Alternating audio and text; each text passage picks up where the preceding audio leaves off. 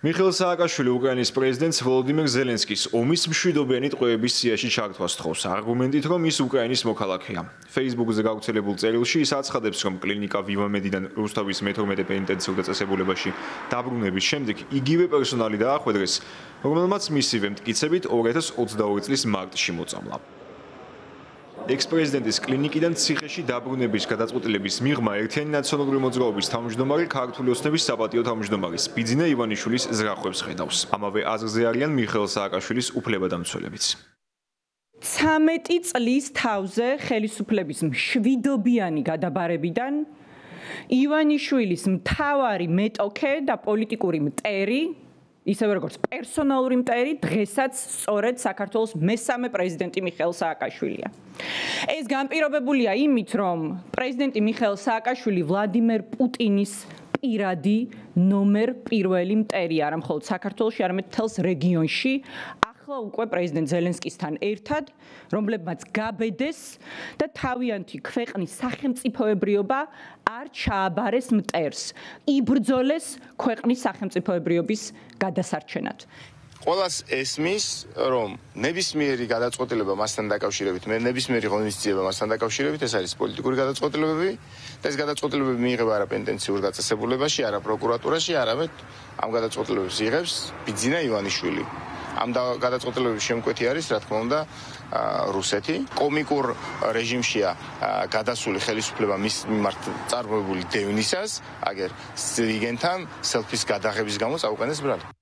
ოპოზიციური ლელოს კოალიციისთვის ამომავალ წერტილად არის ყველა იმ პირის პატიმრობიდან გათავისუფლება, რომელიც როგორც ამბობენ, პოლიტიკური პოზიციის დაფიქსირებისთვის იხდის სასჯელს. გიორგი გახარიას პარტიაში კი მიხეილ სააკაშვილის კლინიკიდან ციხეში დაბრუნების გადაწყვეტილებას უკავშირებენ ექს-პრემიერისთვის 20 ივნისისა და ეგრეთ წოდებული ჩორჩენას-საგუშაგოს საქმეებზე ბრალის წარდგენის გადაფარვას. დღეს ტყვეობაში იმყოფება სრულიად საქართველო. არა მარტო ოპოზიციური პოლიტიკოსები, აქტივისტები და მოქალაქეები, არამედ მილიონობით ქართველი, ვისაც დღესდღეობით ამ მომენტისთვის წართმეული აქვს სახელმწიფო, წართმეული აქვს ევროპული მომავალი. ასეთ ვითარებაში მე ვფიქრობ, ნაკლებად რელევანტურია, ვინ კლინიკაში იქნება და ვინ ციხეში, რადგანაც მილიონობით ადამიანი დღეს იმყოფება პატიმრობაში და კონკრეტული ადამიანები საკუთარი პოლიტიკური შეხედულებების გამო იმყოფებიან ციხეში. ამიტომაც ჩემთვის ყველაზე მთავარი არის ამ ყველა ადამიანის გათავისუფლება და არა ცალკეული პირების ადგილსამყოფელის გამორკვევა. ოცნების მიმართ ერთი შეკითხვა მიჩნდება.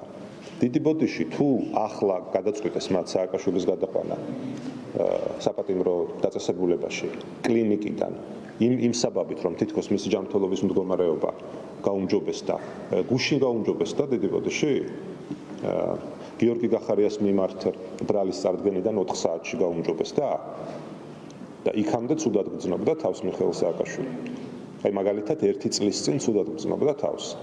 ჩვენი ინფორმაციით და თუნდაც საჯარო ინფორმაციით მიხეილ სააკაშვილის ჯანმრთელობის მდგომარეობა, შეიძლება ზუსტი დროის დასახელება გამიჭირდეს და შევცდე, მაგრამ დაახლოებით ბოლო 2 წელიწადნახევრის განმავლობაში სტაბილურად დამაკმაყოფილებელია.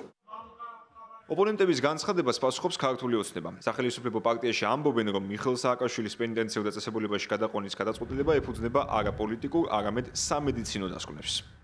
მე მგონია, რომ ეს აბსოლუტურად ლოგიკური და სწორი გადაწყვეტილებაა. ყოველ შემთხვევაში ამასთან დაკავშირებით საპირისპირო არგუმენტსაც ვერავინ შეძლებს რო თქვას, რატომ არ უნდა მომხდარიყო ასე ვთქვათ ამ გადაწყვეტილების მიღება და მისი აღსრულება. მე ვფიქრობ, რომ აბსოლუტურად ნორმალური გადაწყვეტილებაა. ადამიანი, რომელსაც ჯანმრთელობის პრობლემა არ აქვს და აქვს სასჯელი მოსახდელი, დიახ, რა თქმა უნდა, ის უნდა იმყოფებოდეს საპატიმრო დაწესებულებაში, როგორც ეს ხდება ყველა სხვა პატიმრის შემთხვევაში. ამიტომ მე არ მესმის მცდელობებისა, რომ ვინმე რამე ამისგან ან უარყოფითი ნახოს, ან რაღაც გაუგებრობა ნყოს, ან რაიმე ინსინუაცია გაგრძელოს. ამ ადამიანების პოზიციაც გასათვალისწინებელია. სახელმწიფოში სადაც არსებობს ადამიანი, იმყოფება პრივილეგირებულ პირობებში. ყოველ დღე თუ არა, 2 დღეში ერთხელ მაინც აკეთებს განცხადებებს, მოწოდებებს რევოლუციისაგან და საკმაო რესურსი გააჩნია იმისათვის, რათა მისდაირად დესტრუქციული ადამიანები წინ წამოწიოს, ხელში აიღოს ეს რევოლუციის სადავეები და ამაზე მუდმივად ილაპარაკოს. ეს რასაკვირველია. პოლიტიკურადაც დამაზიანებელია, სერიოზული ზიანის მომტანია და სამართლებრივად არის დასჯადი. სამართლებრივად დასჯადი ადამიანი, ვისაც ჩადენილი აქვს ძიმე დანაშაული საშუალებები და ამ დროს არის ჯანმრთელი, არ უნდა იწვეს ავადმყოფოში. ეს არის ელემენტარული ფორმულირება, რომელიც შესაბამისმა სტრუქტურამ განახორციელა. გადავიდა იქ, სადაც უნდა იხდიდეს სასჯელს მსჯავრდებული. ეს არის ჩვეულებრივი პროცესი.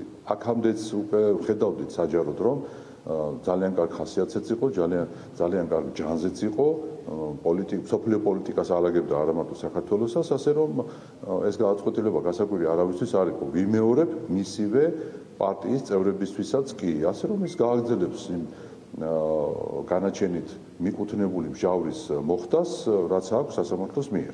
ადამიანმა დემენცია დაამარცხა, რაღაცა სამედიცინო სფეროში შეიტანა რაღაცა დიდი წვლილი, რევოლუცია მოახდინა რეალურად სამედიცინო სფეროში, დემენცია დაამარცხა და მით უმეტეს ამ ფონზე, როდესაც ის გამოჯამთელებულია უკვე სრულად და არაფერი აღარ უთქვამს წლებია მის ჯამთველობასთან დაკავშირებით, ბუნებრივია ის მოიხდის სასჯელს იქ, სადაც ეკუთვნის.